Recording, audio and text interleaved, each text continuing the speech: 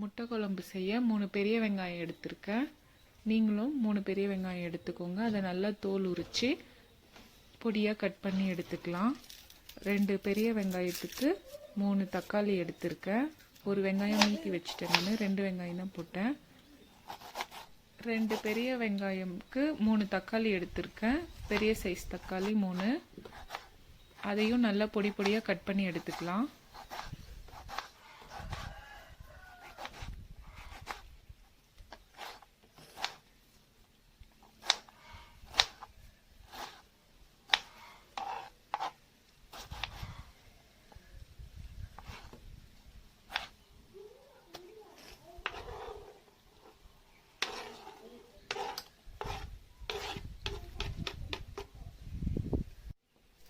பூண்டு ஒன்று எடுத்து அதை நல்லா தோல் உரிச்சிட்டு நல்லா நசுக்கி எடுத்து வச்சுக்கலாம்.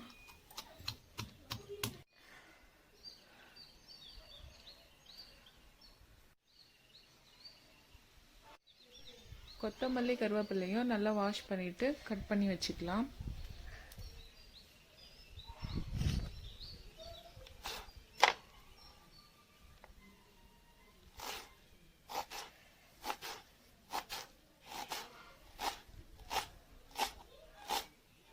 வெங்காயம், தக்காளி, பூண்டு, கொத்தமல்லி, கருவேப்பிலை எல்லாம் கட் பண்ணி வச்சாச்சு. இப்போ நம்ம அடுப்பை பற்ற வச்சுட்டு அது மேலே ஒரு மண்பானை வச்சுட்டு முட்டை வேக வைக்க தண்ணி ஊற்றிக்கலாம்.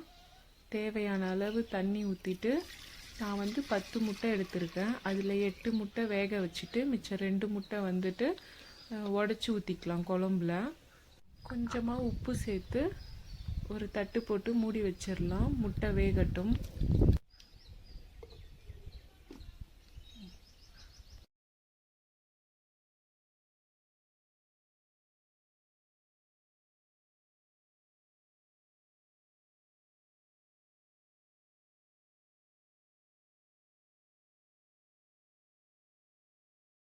முட்டை நல்லா வெந்துருச்சு. இப்போ இறக்கி வச்சுட்டு முட்டை குழம்பு செய்ய ஒரு வாணல் வச்சுக்கலாம். அடுப்பு மேலே வாணல் நல்லா சூடாகணும்.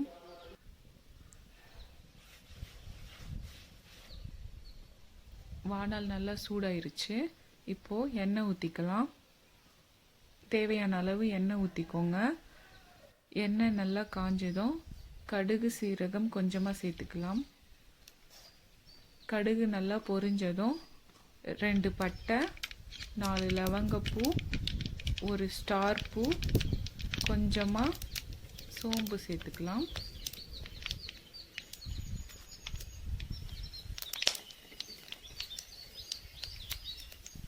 எல்லாம் நல்லா பொரிஞ்சிடுச்சு. இப்போ 2 கொத்து கருவேப்பிலை போட்டுக்கலாம்.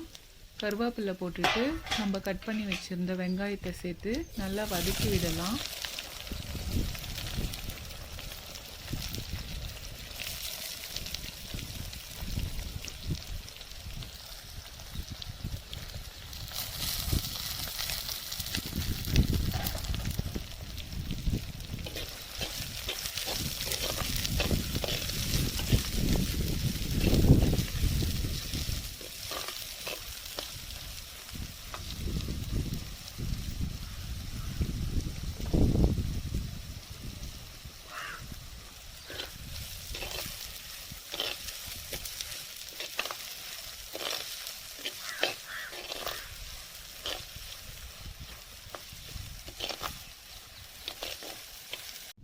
வெங்காயம் நல்லா பாதி வதங்கிருச்சு. கண்ணாடி பதத்துக்கு வந்திருக்கு. இந்த நேரத்தில் பூண்டு சேர்த்துட்டு நல்லா பொன்னிறமாக வறுத்து எடுத்துக்கலாம்.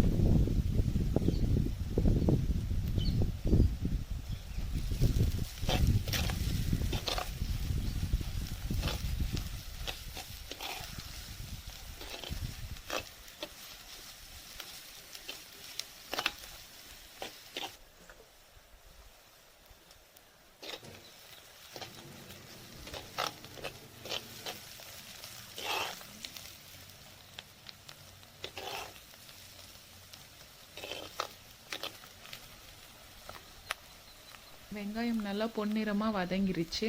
இப்போ தக்காளி சேர்த்துக்கலாம். தக்காளி சேர்த்து நல்லா வதக்கி விடலாம்.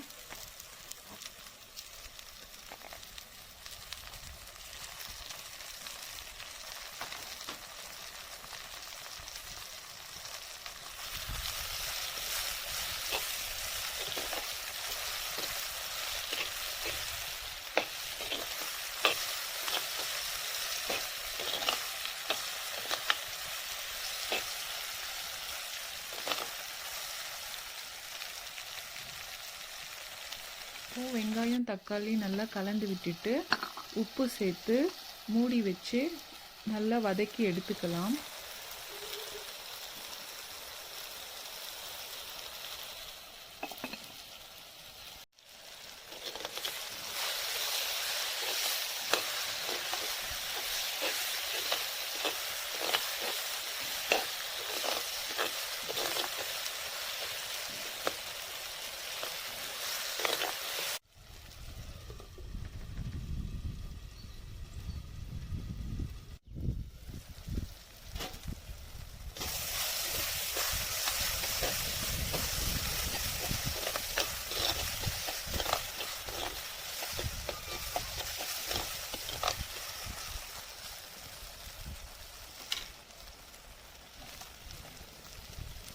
வெங்காயம் தக்காளி நல்லா வதங்கிருச்சு. இப்போ நம்ம மசாலா சேர்த்துக்கலாம். 1½ ஸ்பூன் தனி மிளகாய் தூள், 1/2 ஸ்பூன் மஞ்சள் தூள், 4 ஸ்பூன் தனியா தூள் எல்லாம் சேர்த்து நல்லா கலந்து விட்டுக்கலாம்.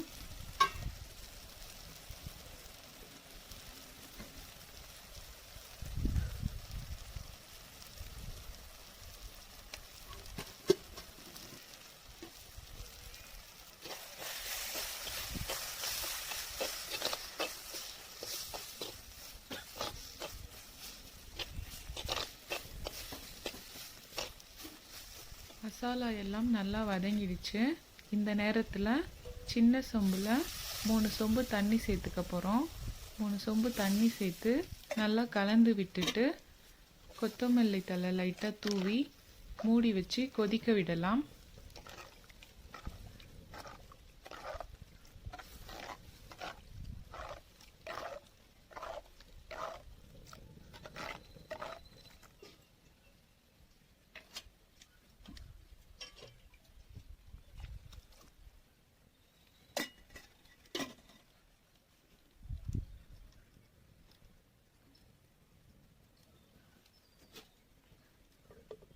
குழம்பு கொதிக்கிறதுக்குள்ளே நம்ம முட்டையை உரித்து ரெடி பண்ணி வச்சுக்கலாம்.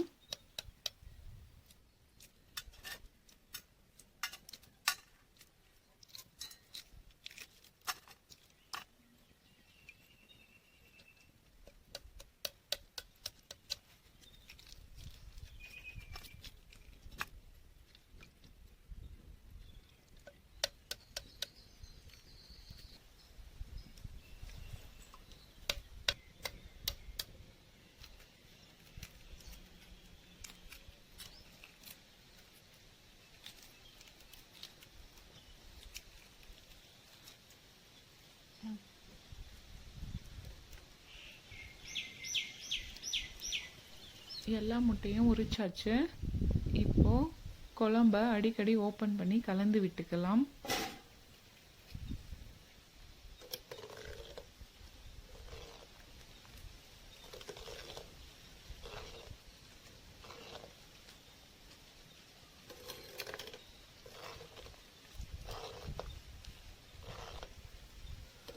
குழம்பு நல்லா கொதிக்கட்டும். இப்போது நம்ம உரித்து வச்சுருந்த முட்டையை இந்த மாதிரி கீரல் போட்டு எடுத்துக்கலாம்.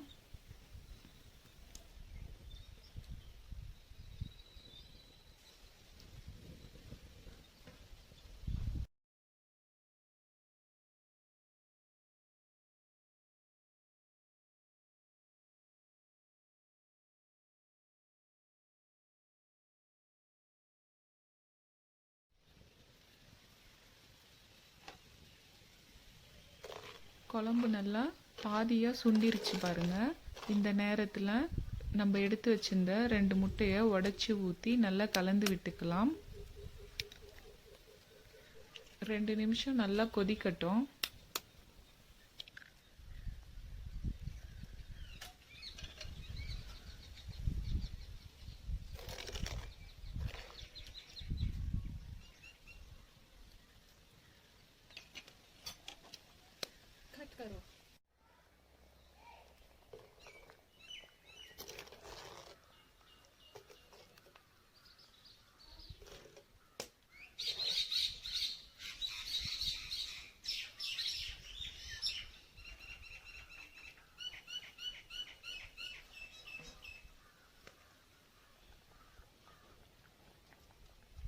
உடச்சி ஊற்றின முட்டை நல்லா கொதிச்சிருச்சு.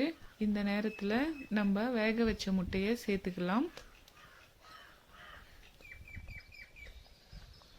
இப்போது நல்லா கலந்து விட்டுட்டு உப்பு செக் பண்ணிக்கலாம். நம்ம ஏற்கனவே உப்பு போட்டிருக்கோம். இப்போ உப்பு செக் பண்ணிவிட்டு பத்தலைன்னா கொஞ்சமாக போட்டுக்கலாம்.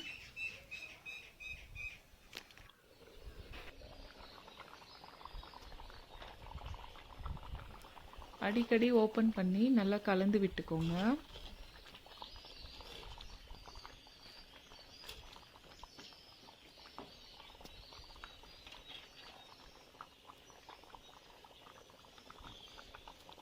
குழம்பு ரெடி ஆயிடுச்சு. இப்போ லாஸ்ட்டாக கொத்தமல்லி தழை தூவி இறக்கி வச்சுக்கலாம்.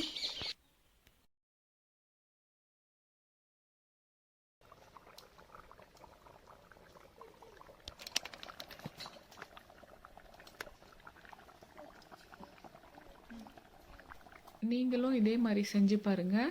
இந்த வீடியோ பிடிச்சிருந்தா லைக் பண்ணுங்கள், ஷேர் பண்ணுங்கள், சப்ஸ்கிரைப் பண்ணுங்கள். ஏதாச்சும் டவுட்டுன்னா கமெண்ட் பண்ணுங்கள். தேங்க்யூ.